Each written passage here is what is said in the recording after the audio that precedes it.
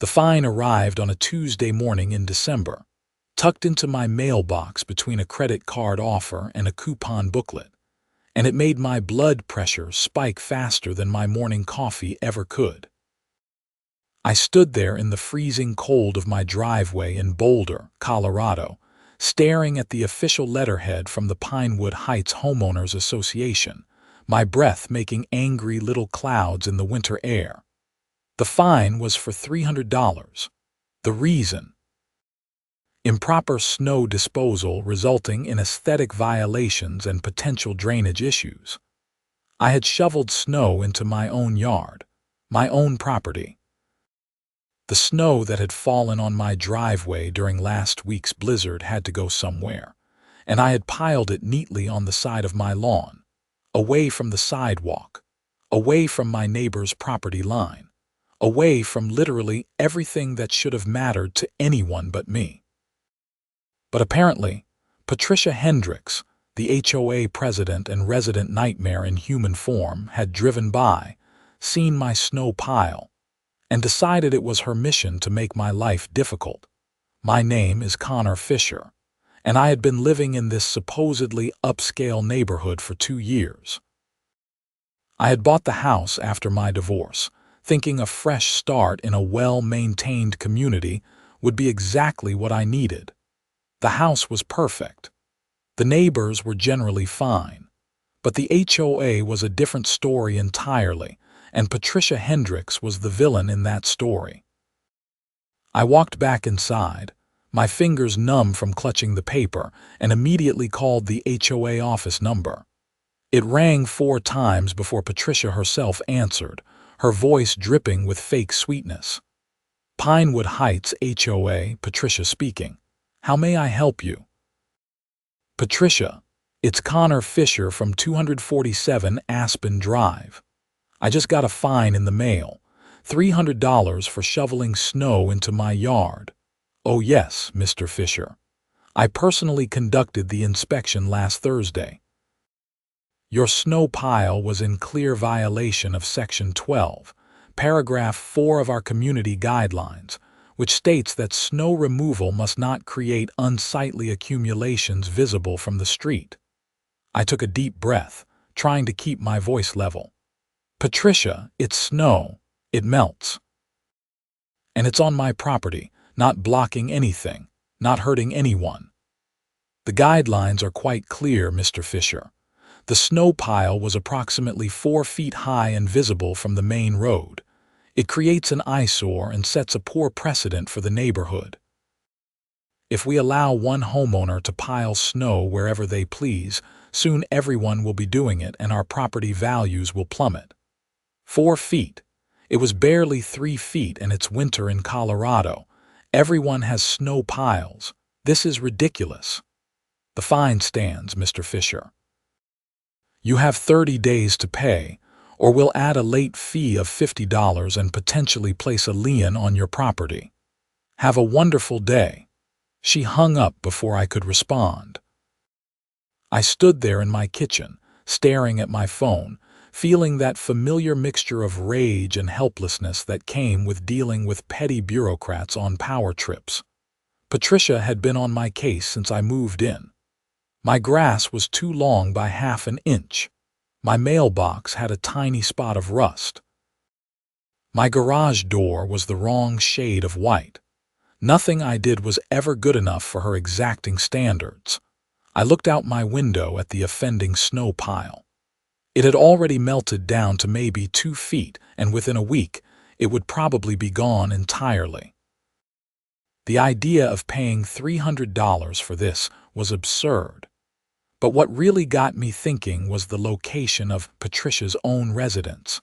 Patricia lived in the luxury condos on the north end of our development, the ones with the underground parking garage. I had been there once for a mandatory HOA meeting, and I remembered the layout clearly. The garage entrance had a gentle slope leading down, with drainage grates on either side. It was designed to handle water runoff, sure, but I doubted it was designed to handle a sustained flow of snowmelt redirected with purpose. The idea started forming in my mind, growing from a tiny seed of petty revenge into a full-blown plan.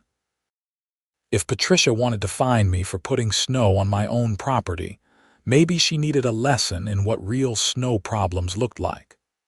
I was not typically a vindictive person, but 2 years of constant harassment and nitpicking had worn down my patience to nothing. I spent the rest of that Tuesday researching. I looked up property boundaries, drainage regulations, and the specific layout of the condo complex. Technically, there was a small strip of common area between my property line and the street, maintained by the HOA. If I could create a drainage path from my yard through that common area toward the natural slope of the land, and if that slope just happened to lead directly toward the underground garage entrance, well, that would simply be following the natural topography, would it not? The next storm was forecasted for Friday night into Saturday morning. The Weather Service was predicting 8 to 12 inches, a proper Colorado dumping. I had 3 days to prepare. Wednesday morning, I called in sick to my job at the tech startup downtown. I worked as a software developer and I had plenty of vacation days saved up. My boss, a laid-back guy named Mike, did not ask questions.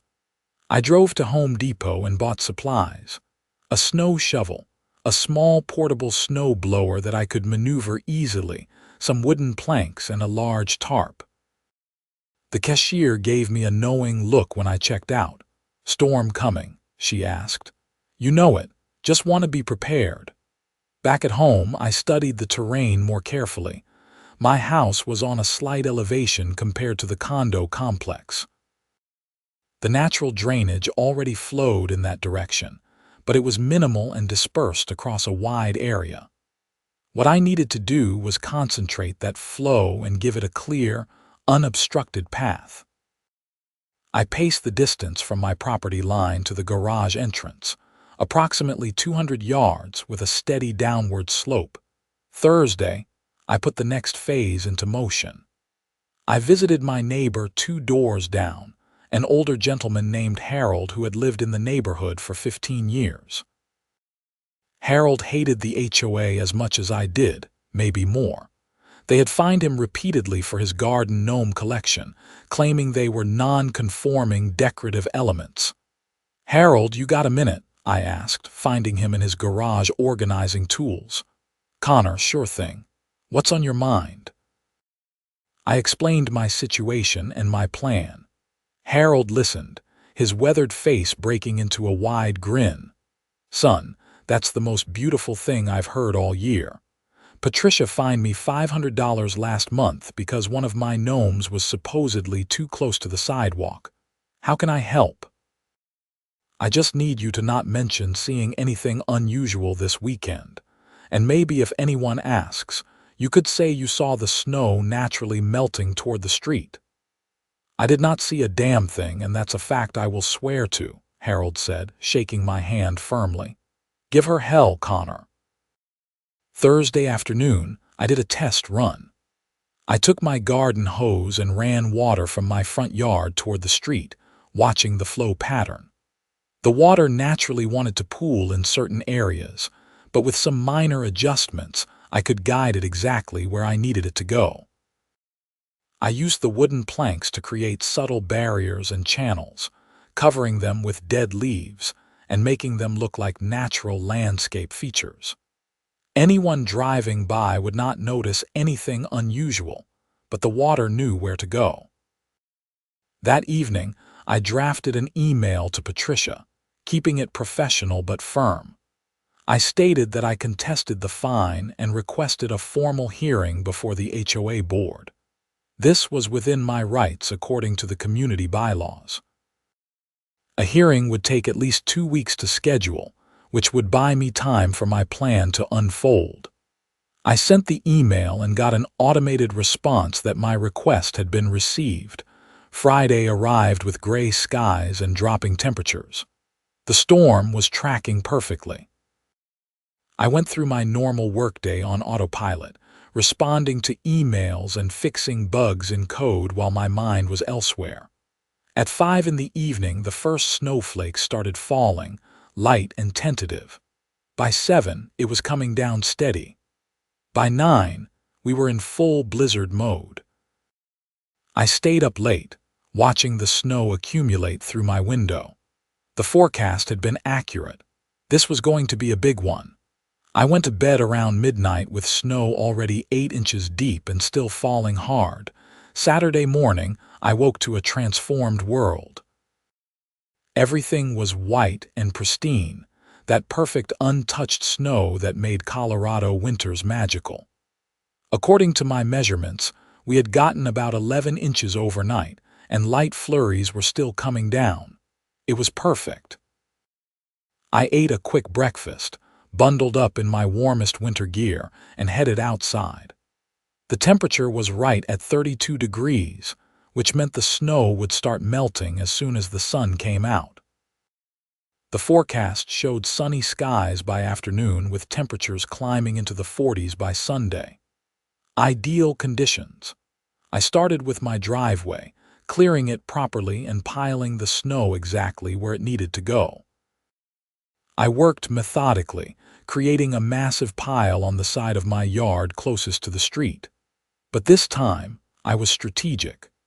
The pile was positioned at the highest point of my property, right where I had set up my drainage channels. As this melted, it would flow exactly where I wanted. But that was not enough. This needed to be bigger. I spent the next 2 hours going beyond my property. I cleared the sidewalk in front of my house, adding that snow to the pile.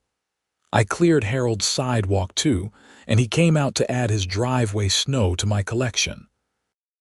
We were building a monument to absurdity, a snow pile that now stood nearly 6 feet tall and stretched 15 feet long.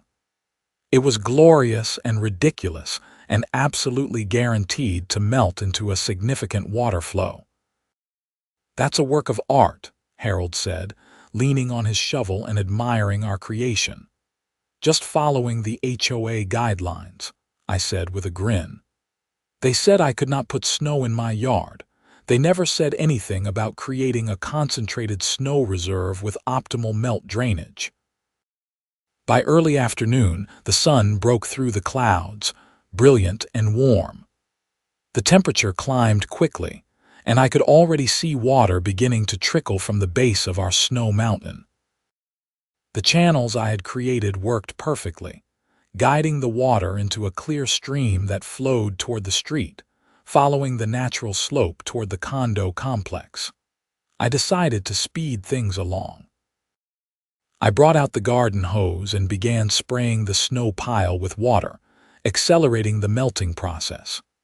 The stream grew from a trickle to a steady flow, carving a path through the remaining street snow and following my carefully prepared route. It was beautiful to watch, this river of snowmelt finding its way downhill like water always does, patient and inevitable. By late afternoon, I decided to take a walk. Just a casual stroll through the neighborhood to see how everyone was handling the storm cleanup. My route just happened to take me past the condo complex. The underground garage entrance was located at the back of the main building, a wide ramp descending about 15 feet below ground level. Normally, there were drainage grates on either side that handled minor water accumulation.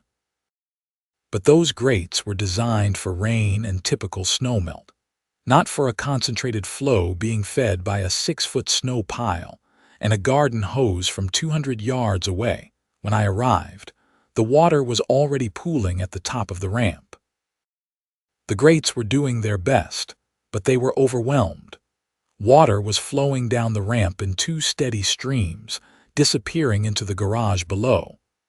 I walked casually past, just another neighbor out enjoying the winter afternoon, and I allowed myself a small smile. I returned home and kept the hose running until evening, then switched to a timer system that would turn it on and off throughout the night, ensuring a steady melt rate. The temperature was supposed to stay above freezing, which meant continuous melting for at least the next 36 hours.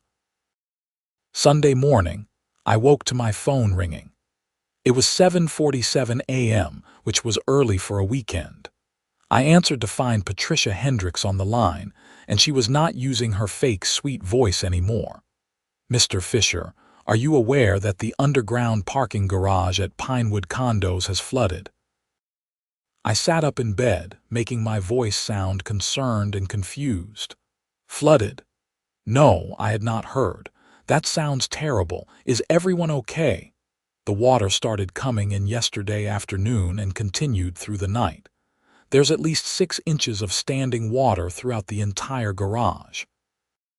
Multiple vehicles have been damaged. We're trying to determine the source. "That's awful, Patricia. Must be from all the snowmelt. It was a big storm." The city engineers are saying the drainage system should have handled normal snowmelt. This appears to be an unusual concentration of water flow from somewhere in the neighborhood. "Well, I hope you figure it out. Let me know if there's anything I can do to help." There was a long pause. "Mr. Fisher, when did you shovel your driveway?" "Yesterday morning, like most people." "And where did you put the snow?" "Patricia, are you seriously calling me about my snow disposal while people have flooded garages? That seems a bit petty, do you not think?" "Where did you put the snow?" Her voice was ice. "In my yard, Patricia, on my own property." "Which is apparently against your rules, as you so clearly indicated with that $300 fine. So I am confused about what you want from me." "I want you to stop whatever it is you are doing. I do not know how, but I know this is your fault." "That's quite an accusation." "Do you have any proof? Because if you are going to blame me for natural snowmelt and drainage, I think I might need to talk to a lawyer about harassment." She hung up. I smiled and went to make coffee. Sunday afternoon, I took another walk. The scene at the condo complex was chaotic. A large pump truck was parked at the garage entrance, with thick hoses running down into the depths. Several residents stood around looking miserable, and I spotted Patricia in the middle of it all, gesturing frantically while talking on her phone. The water was still flowing down the ramp, though the pumps were working hard to keep up. Harold joined me on my walk, and we stood at a respectful distance, watching the show. "Heard there's some flooding problems," Harold said innocently. "Terrible shame. All that snowmelt has to go somewhere. Nature's a powerful force. Can't really fight gravity and water flow." "No, you certainly cannot."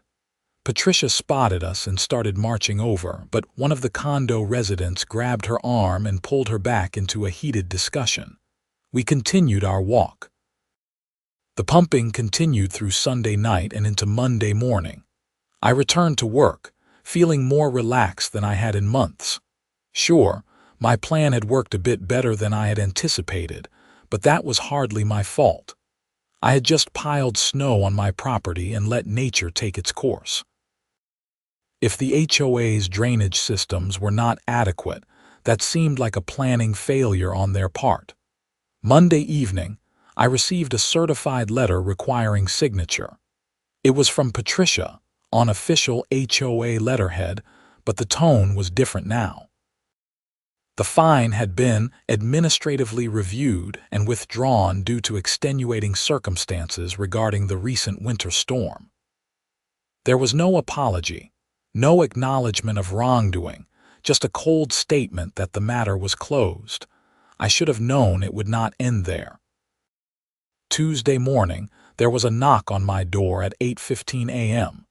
I opened it to find 2 people, Patricia Hendricks and a man in a suit I did not recognize. "Mr. Fisher, this is Douglas Reardon from the law firm of Reardon and Associates. He's the HOA's legal counsel. May we come in?" I considered refusing but decided I wanted to hear this. "Sure. Living room's this way." We sat down, Patricia perched on the edge of my couch like she was afraid to touch anything, Douglas in my armchair with a leather briefcase on his lap. I sat across from them, waiting. Douglas pulled out a folder and opened it carefully. Mr. Fisher, my client has concerns about potential property damage originating from your residence. Specifically, water damage to the underground parking facility at Pinewood Condos.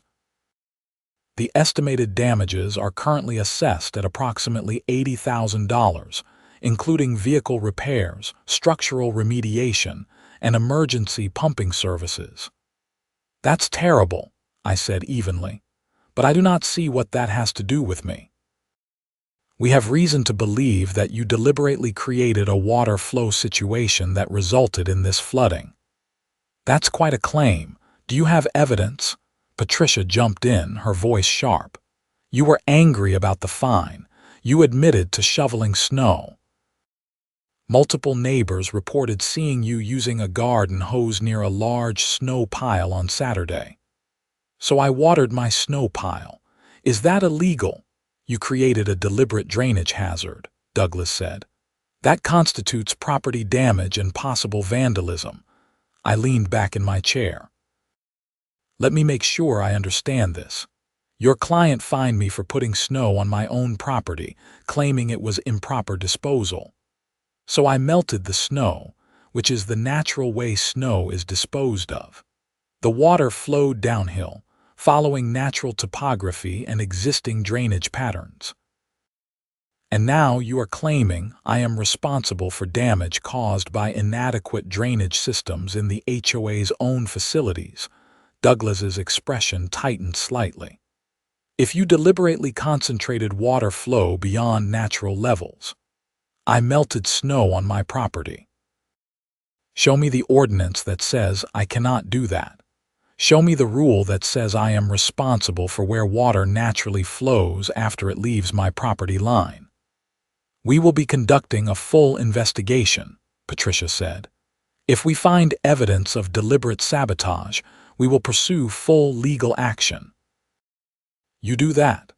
And while you are at it, I will be filing a complaint about HOA harassment and investigating whether your fine was legal in the first place. I have been documenting every interaction we have had, Patricia, every petty fine, every ridiculous complaint. I think a judge might be interested to see the pattern. They left shortly after that, Patricia's face red with barely controlled anger, Douglas looking like he was already regretting taking this case. I closed the door and felt my hands shaking slightly. The confrontation had been more intense than I expected, and the mention of $80,000 in damages made this more serious than a simple petty revenge scheme. I needed legal advice of my own. I called my friend Marcus from college, who had gone to law school and now practiced property law in Denver. We had stayed in touch over the years, getting together for occasional beers and catching up. I explained the situation, and Marcus listened without interrupting. So let me get this straight, he said when I finished. They fined you for putting snow in your yard, which is probably not even a legally enforceable fine to begin with. Then you melted that snow, and it flowed downhill into their parking garage. And now they are threatening to sue you for $80 grand. That's the situation. Connor, this is beautiful. I mean, from a legal standpoint, this is fascinating. First, HOA fines are only enforceable to the extent that they are reasonable and properly authorized by recorded covenants. I would need to see your HOA documents, but I am betting this snow disposal rule is either overly broad or not properly enacted. Second, property owners are generally not liable for natural water drainage unless they have altered the drainage in a malicious or illegal manner.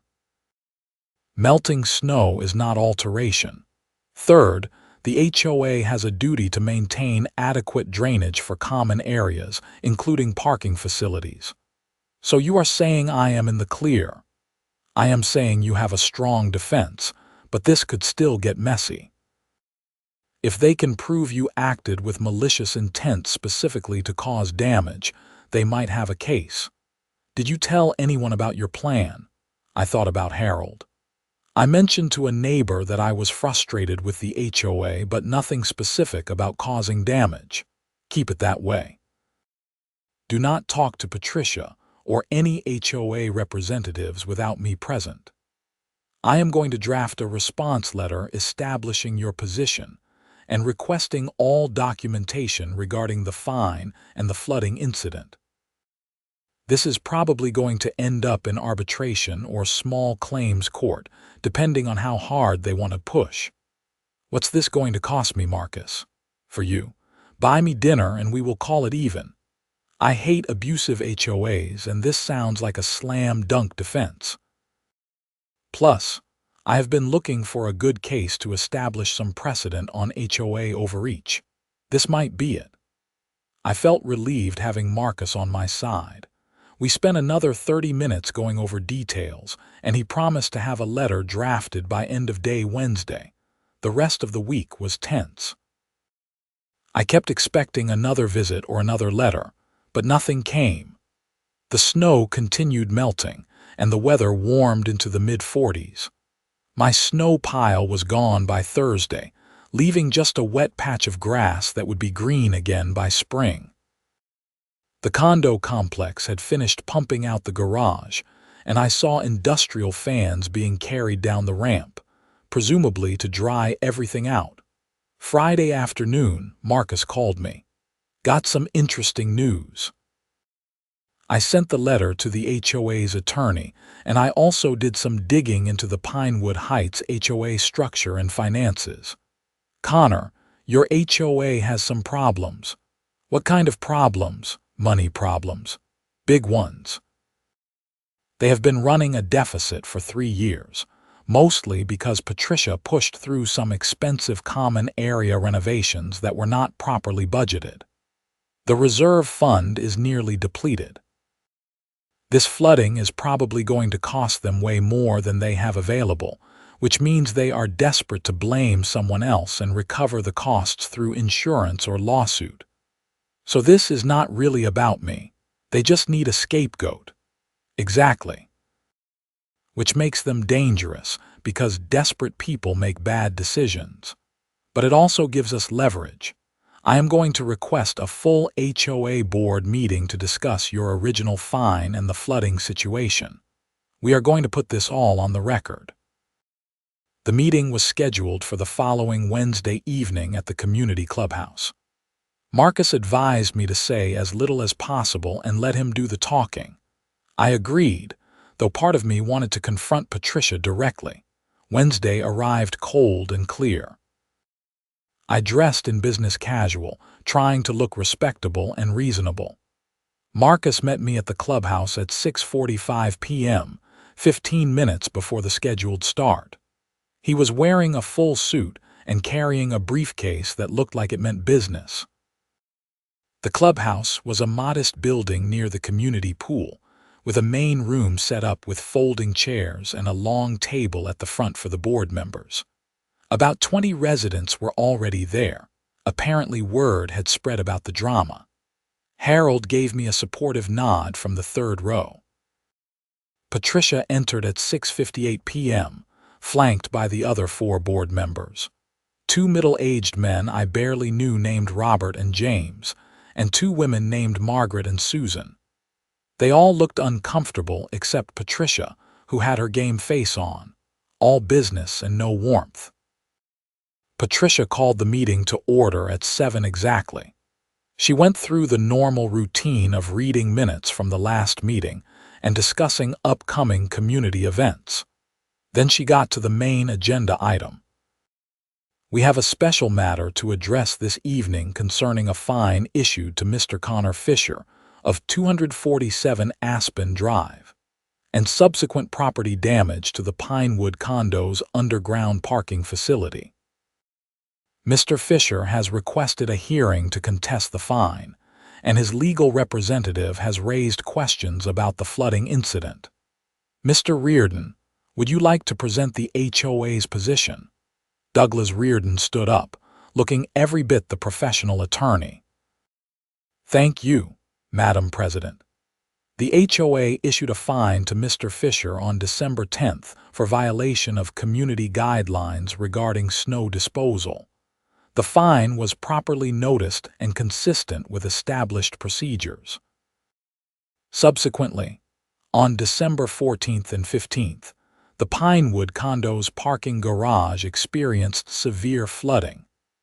Investigation has determined that the flooding resulted from concentrated water flow originating from the direction of Mr. Fisher's property.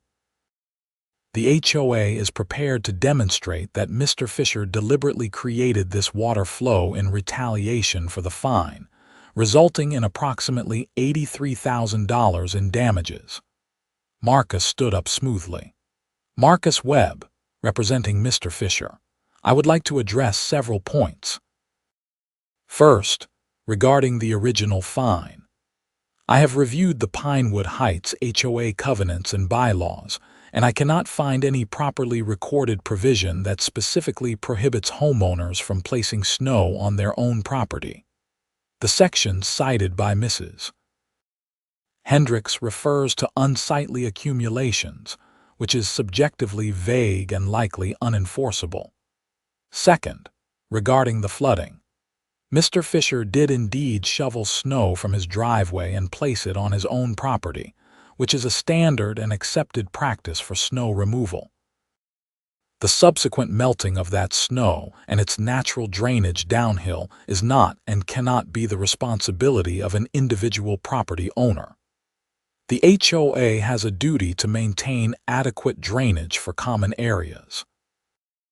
If their systems were overwhelmed by normal snowmelt, that indicates an infrastructure failure, not homeowner negligence. Patricia's face was getting red. It was not normal snowmelt.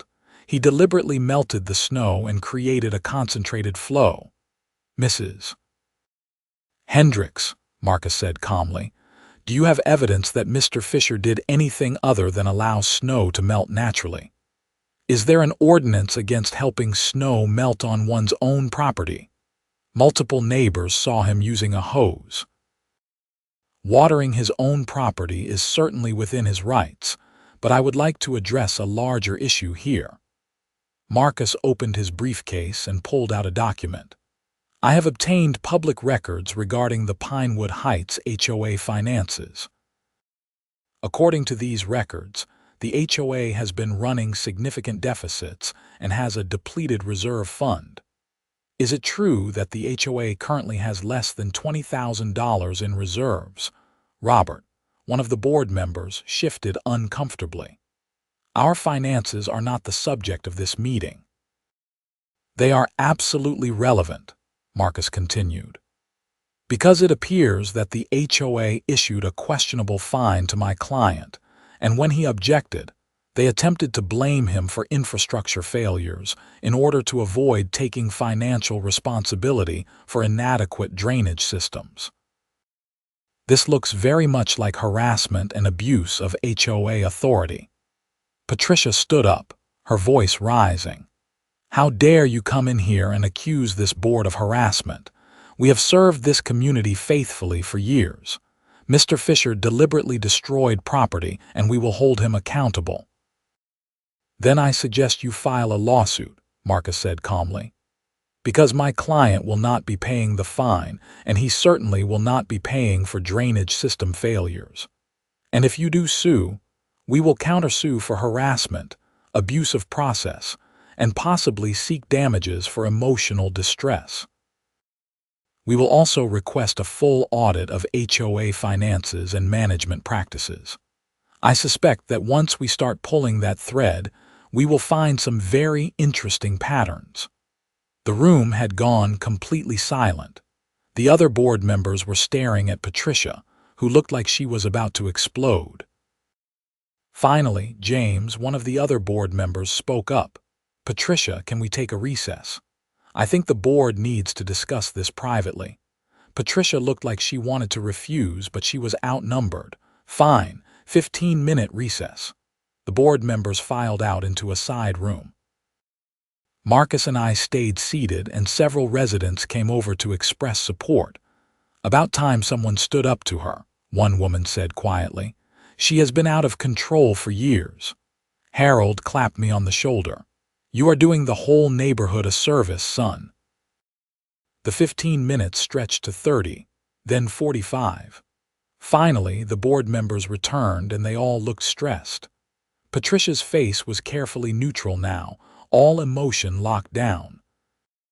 "After discussion," Patricia said formally, "the board has decided to withdraw the fine against Mr. Fisher and to table any discussion of the flooding incident pending further investigation.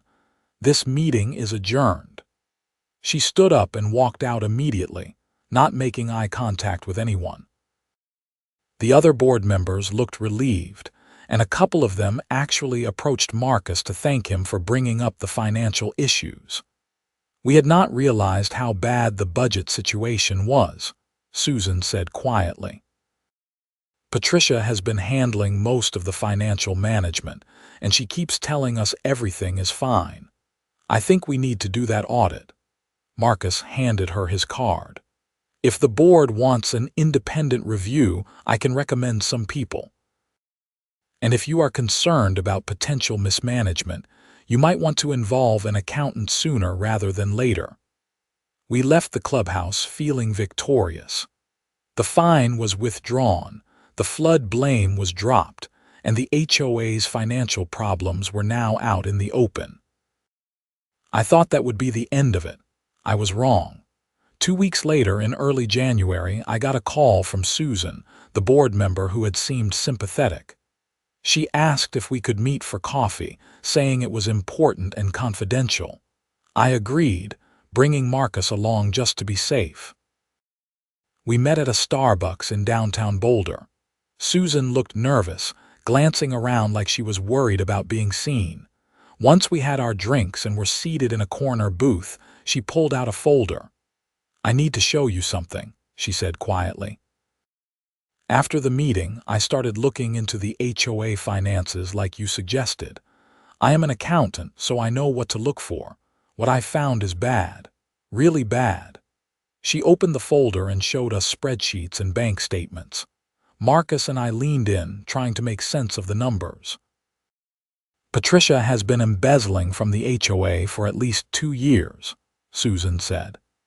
"She has been writing checks to fake vendors for services that were never performed, then depositing those checks into a separate account she controls. I have traced at least $200,000 in fraudulent payments." I felt my stomach drop. $200,000. How did nobody notice? She controls the bookkeeping and presents simplified reports to the board. We trusted her. We should not have, but we did. And here is where it connects to you. The reason she was so desperate to fine residents and to blame you for the flooding was that she needed money coming in to cover the missing funds. The reserve fund was supposed to have $300,000. It actually has about $18,000. She has been cooking the books and hoping nobody would audit. Marcus was taking notes, his expression serious. "Susan, this is criminal fraud. You need to report this to the police." "I know, but I wanted to talk to you first because this impacts Connor. If Patricia realizes we are onto her, she might do something desperate, and she already has it out for him." "What do you mean, desperate?" I asked. "I mean she has been talking about you constantly, blaming you for everything. She told Margaret that you are trying to destroy the HOA and that someone needs to stop you. It is not rational. I think she is having some kind of breakdown, and I am worried about what she might do." Marcus and I exchanged looks. This had escalated way beyond snow piles and petty revenge. "Susan, you need to report this immediately," Marcus said. "Today. Go to the Boulder Police Department and bring all this documentation. Request to speak with their financial crimes unit, and you should probably consult your own attorney about potential board liability." "What about Connor? Should he be worried?"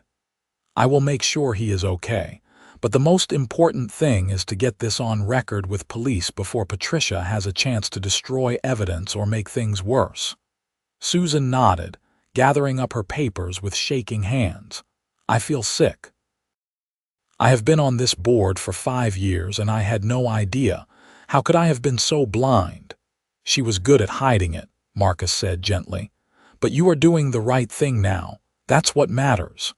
Susan left to go directly to the police station. Marcus and I stayed at the coffee shop trying to process what we had just learned. This is insane, I said. I just wanted to get back at her for a stupid fine. I never meant for any of this. Connor, listen to me. You did not cause this. Patricia created this situation herself through fraud and embezzlement. What you did was stand up to an abusive HOA president, which prompted people to look closer at what she was doing. You actually helped expose a serious crime. You think she will really do something dangerous? Honestly. I do not know. People in desperate situations can be unpredictable. For the next few days, be aware of your surroundings. Keep your doors locked. Maybe install a camera doorbell if you do not have one already. And if Patricia contacts you directly, do not engage. Call me immediately. I followed his advice. That evening, I installed a Ring doorbell camera and made sure all my locks were secure. I told my boss I might need to work from home for a few days due to a personal situation. He was understanding. The next morning, Thursday, I saw police cars at the clubhouse. By afternoon, the neighborhood was buzzing with rumors. By evening, the local news had picked it up. HOA president arrested for embezzlement. Patricia Hendricks had been arrested at her condo and charged with multiple counts of theft, fraud, and embezzlement. The news report said she had stolen over $200,000 from the Pinewood Heights HOA over a 3-year period. She was being held on $50,000 bail. My phone started ringing with calls from neighbors. Some thanked me for standing up to her. Others wanted to know the full story. Harold came over with a bottle of whiskey and we sat in my living room watching the news coverage. Never thought it would go this far, Harold said, shaking his head. I knew she was a pain in the rear, but actual stealing, that is something else. I just wanted to mess with her about the snow, I said. This got way out of control. No, son, this was already out of control. You just shined a light on it. There is a difference. The legal process moved faster than I expected. Patricia's attorney tried to get the charges reduced, but the evidence was overwhelming. The district attorney was pushing for maximum penalties, calling it a breach of trust against the community. In late February, Patricia pleaded guilty to avoid trial. She was sentenced to 3 years in prison and ordered to pay full restitution of $217,000, which she clearly did not have. The HOA had to take out a loan to cover the missing reserve funds and began the process of suing Patricia's insurance and trying to recover assets. The monthly dues increased temporarily to pay for the loan, but most residents accepted it as necessary given the circumstances. A new board was elected in March, with Susan as the reluctant president. One of her first acts was to hire an independent management company and implement proper financial controls and oversight. She also led an effort to revise the HOA covenants and remove overly restrictive and vague provisions, including the one about snow disposal. We are going back to basics, Susan told me when I ran into her at the grocery store. The HOA should maintain common areas and enforce reasonable standards, not micromanage everyone's lives. Patricia turned this into her personal fiefdom, and we are done with that approach. The flooding damage to the parking garage was eventually covered by insurance after a lengthy investigation determined that the drainage system had indeed been inadequate for the building's needs. The HOA made improvements to the drainage system as part of the repairs, which ironically ended up solving a problem that had been slowly developing for years. As for me, I became something of a neighborhood legend. People called me the guy who took down the HOA president with a snow pile. It was not exactly how it happened, but I let the story stand. Harold told everyone at the coffee shop that I was a hero, which was embarrassing but also kind of nice. Marcus refused to take any payment for his legal work, though I bought him many dinners and beers over the following months.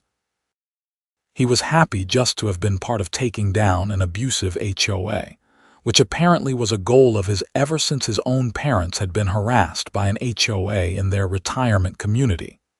The story even made national news briefly, picked up by some websites that specialized in HOA horror stories. I got interview requests from podcasts and YouTube channels, but I turned them all down. I had never wanted attention. I just wanted to live in my house without being harassed about snow piles and mailbox rust. By the time spring arrived, the neighborhood felt different, lighter somehow. People were friendlier, more relaxed. The constant tension of wondering what Patricia would find to complain about was gone. Gardens got a bit more creative. Holiday decorations stayed up a few days longer. Harold added 2 more gnomes to his collection, and nobody said a word. I was working from home one afternoon in late April when my doorbell rang. I checked the camera and saw a woman I did not recognize, middle-aged and professional-looking. I opened the door cautiously. "Mr. Fisher." "My name is Jennifer Martinez. I am a reporter with the Denver Post. I am doing a feature story on HOA reform and accountability, and I would love to talk to you about your experience if you have time." I almost said no automatically, but something made me pause. Maybe it would be good for people to hear this story. Maybe it would help someone else dealing with an abusive HOA. "Okay," I said. "Come on in.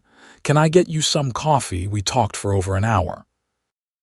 Jennifer was thorough and professional, asking about everything from the original fine to the confrontation at the board meeting to how I felt about Patricia's arrest. I was honest with her. I told her about the snow pile plan, about redirecting the water, about my initial motives being petty revenge rather than noble whistleblowing. "I think that is what makes this story compelling," Jennifer said. "You are not a perfect hero. You were just a frustrated homeowner who pushed back in a creative way, and it ended up exposing something much bigger. That is real. That is human." The article came out 2 weeks later, front page of the Sunday edition. How one man's snow pile exposed HOA corruption. It was fair and well written, presenting the full story including my somewhat questionable tactics, but also the larger context of Patricia's fraud and the HOA reform that followed. The article quoted Susan extensively about the changes being implemented and included comments from legal experts about the need for better HOA oversight and accountability. The response was overwhelming.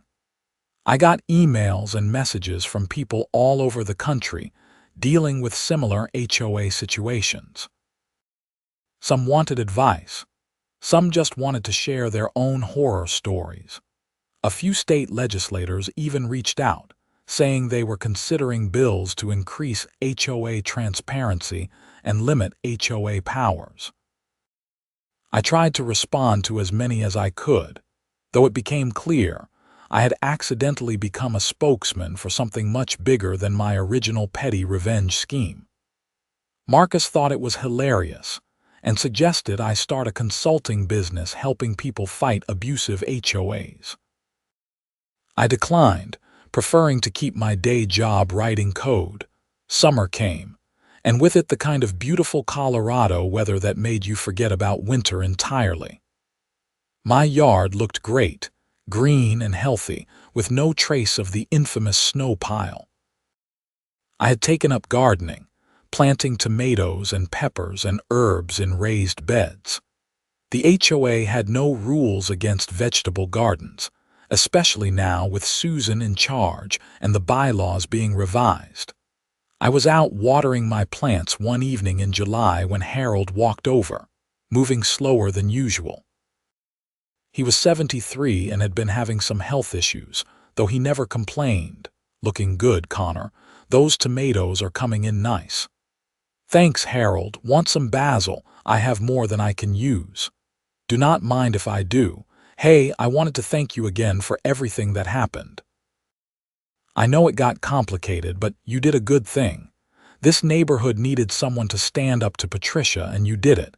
Gave the rest of us courage to speak up too. I mostly just wanted her to leave me alone about the snow. Yeah, but that is how it starts. One person says enough is enough. Then others join in. That is how things change. You remember that."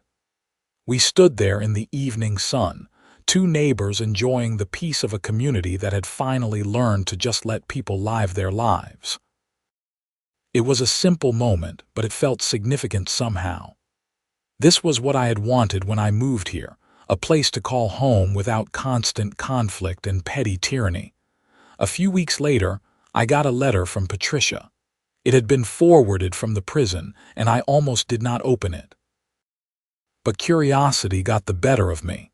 The letter was handwritten, shaky and difficult to read. It was not an apology exactly, but more of an explanation. She wrote about how she had started skimming money because she was in debt from a bad divorce and medical bills. How it started small but grew over time until she was trapped and desperate.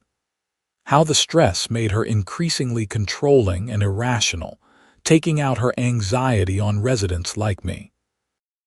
She ended by saying she did not expect forgiveness but wanted me to know that she recognized what she had done wrong, both financially and in how she treated people.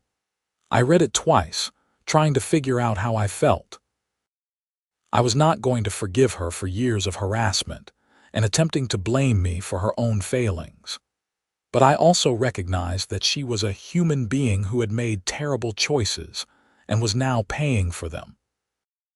It was complicated, which I supposed was appropriate given how complicated the whole situation had been. I did not respond to the letter. I filed it away in a drawer and tried to move on. The fall brought the first snow again, just light flurries in October. I shoveled my driveway and placed the snow neatly on my lawn without a second thought. No fine appeared. No angry calls from the HOA. Just a neighbor walking past who said, "Got the snow handled, I see. Let me know if you need help with the big storms." That is how it should be. Neighbors helping neighbors. An HOA that maintains common areas without micromanaging. People living their lives without constant fear of fines and harassment. I still lived in that house 2 years later, content and settled. The HOA board had stabilized under Susan's leadership, and property values had actually increased once word spread that the neighborhood was well managed and reasonable. Harold was still my neighbor, still collecting gnomes, still sharing the occasional whiskey on quiet evenings. Marcus and I remained good friends, getting together regularly to watch football and argue about nothing important. The underground parking garage had been fully repaired and upgraded with a new drainage system that could handle even the heaviest snowmelt. It was one of those unintended positive outcomes. My act of petty revenge had ultimately resulted in necessary infrastructure improvements, financial accountability, and HOA reform. I never did anything like that again. I did not need to. The neighborhood was different now, better in ways both obvious and subtle. People felt free to be themselves without fear of arbitrary enforcement of vague rules. The HOA served its proper function without overreach. And if you ask me whether I regret what I did, redirecting that snowmelt into the underground garage, I will tell you honestly, I regret that it was necessary. I regret that it took such a dramatic action to expose the problems. But I do not regret standing up for myself and inadvertently helping others in the process. Sometimes the right thing happens for complicated reasons. Sometimes petty revenge leads to justice, even if that was never the original intention. Sometimes a snow pile is just a snow pile, but sometimes it is the crack that brings down a corrupt system. I learned that winter is temporary, snow melts, water flows downhill, and people will only tolerate abuse for so long before they push back. I learned that HOAs need oversight and accountability, just like any other organization with power over people's lives. And I learned that sometimes the most effective rebellion is just refusing to accept unreasonable authority, even over something as simple as where you put the snow from your driveway. The story spread beyond Colorado. I heard about it being referenced in legislative hearings about HOA reform in 3 different states. A law professor in California used it as a case study in property law classes. It became one of those internet stories that gets retold and embellished, growing into legend. The truth was simpler and messier than the legend. I was just a guy who got tired of being pushed around and pushed back in a creative way. Everything that followed was consequence and domino effects, some intended but most not. Patricia's crimes would probably have been discovered eventually, but maybe not. Infrastructure problems would probably have been addressed eventually, but maybe not. The neighborhood would probably have gotten better leadership eventually, but maybe not. What I did was accelerate the inevitable and shine a light on problems that were already there. The snow pile was just the catalyst, the thing that set everything else in motion. On the 2-year anniversary of that first fine, I got a call from Susan. The HOA wanted to do something special to commemorate the reforms that had taken place. They were installing a new sign at the neighborhood entrance with revised community values. Pinewood Heights, a community of respect, accountability, and common sense. "We wanted to invite you to the unveiling," Susan said. "You started all this, Connor, whether you meant to or not." I went to the ceremony on a cold December afternoon, standing with a couple dozen neighbors as Susan gave a short speech about lessons learned and progress made. Harold was there, bundled up in his winter coat. Marcus came too, always happy to celebrate taking down abusive authority. When Susan pulled the cover off the new sign, everyone applauded. It was a small thing, just a sign, but it represented something bigger. A neighborhood that had learned from its mistakes. An HOA that had been reformed and rebuilt on better principles. A community that valued people over power. After the ceremony, we gathered at the clubhouse for hot chocolate and cookies. People told their own stories of dealing with Patricia, laughing now about things that had not been funny at the time. There was a sense of relief, of shared experience, of having survived something difficult together. I stood off to the side, watching people talk and laugh, and felt Harold's hand on my shoulder. "You did good, son, real good." "I just moved some snow around, Harold." "No, you stood up. That is what matters. You stood up when it was not easy or comfortable. You took a risk. And look what happened. This whole place is better for it." Maybe he was right. I had certainly not set out to be anyone's hero or to reform an HOA or to expose embezzlement. I had just wanted to make a point about a ridiculous fine, but sometimes that is enough. Sometimes small acts of resistance matter more than we know. I drove home that evening as snow started falling again, watching the flakes drift down in the headlights. My house was warm and welcoming, decorated for the holidays with lights that were probably slightly out of HOA compliance, but that nobody would ever complain about. This was home now, truly home, in a way it had not been before. The snow would pile up overnight, and tomorrow I would shovel it wherever I wanted. I would put it in my yard or the street, or stack it 6 feet high if that is what made sense. And nobody would fine me or harass me or make my life difficult over something so trivial. That was freedom, simple and profound. The freedom to live in your own home without petty tyranny. The freedom to push back against unreasonable authority. The freedom to make your own choices, even if they are slightly petty and motivated by revenge. I parked in my garage and walked inside, tracking snow on my boots and not worrying about it. The house was mine. The choices were mine. The consequences, good and bad, were mine to own. And if I happened to glance at the underground parking garage entrance as I drove past, noting the improved drainage and the complete absence of flooding despite the fresh snow, well, that was just the satisfaction of a job well done and unintended consequences working out for the best. The story ended there, really. Everything else was just epilogue. Patricia served her time and moved to another state after release, last I heard. Susan continued as HOA president, doing a good job and eventually retiring to travel with her husband.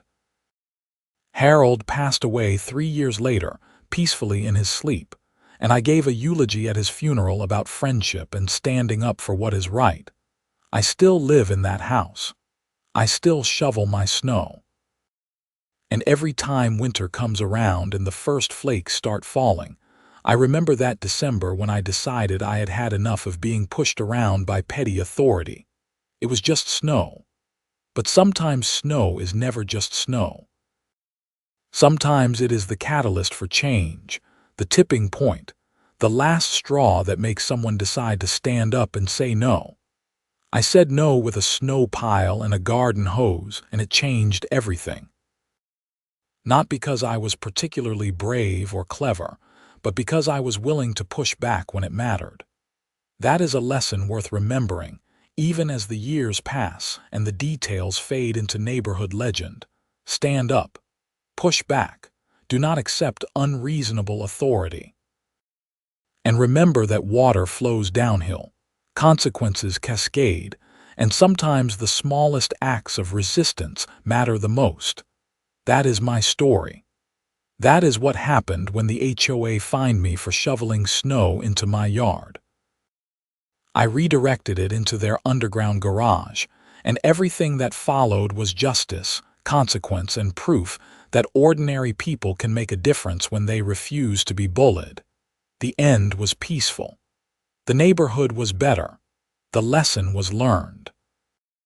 And the snow continued to fall every winter, melting in the spring, following gravity and the path of least resistance downhill, just as it always had and always would.